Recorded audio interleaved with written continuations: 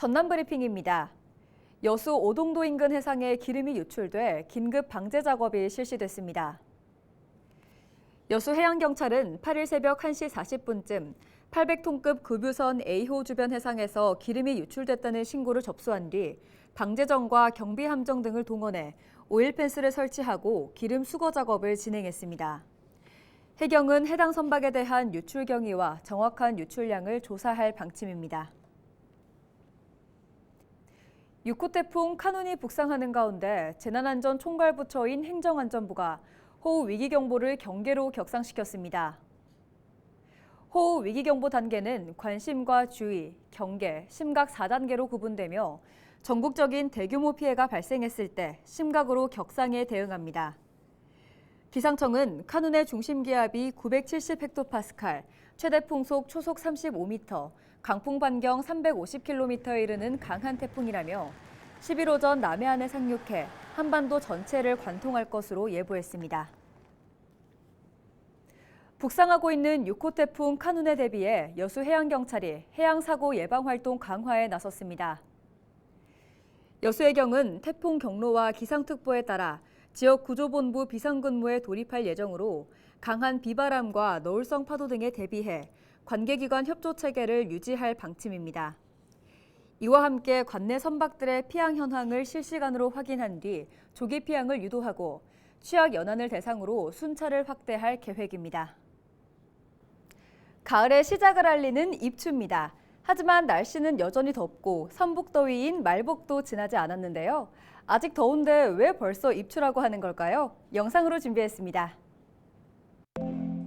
설립 가을추. 입추는 24절기 중 13번째 절기로 여름이 지나고 가을의 시작을 알리는 날입니다. 하지만 가을의 시작이라는 말이 무색하게 날씨는 여전히 덥고 삼복더위인 말복도 지나지 않았는데요. 아직 더운데 왜 벌써 입추라고 하는 걸까요? 우선 우리나라의 24절기는 중국 화북지방 날씨를 기준으로 만들어졌기 때문에 우리나라 기후와 차이가 있을 수 있습니다. 그래서 24절기로 봤을 때 우리나라에서 실질적으로 가을 날씨에 접어드는 시점은 입추가 아닌 8월 후반부 즈음인 처서라고 볼 수 있습니다.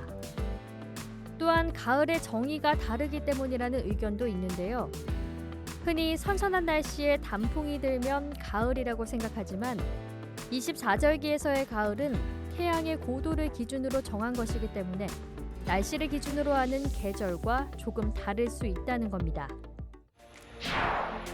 입추가 지나면 마법처럼 시원해진다는 입추뮤직. 과연 올해도 통할 수 있을까요?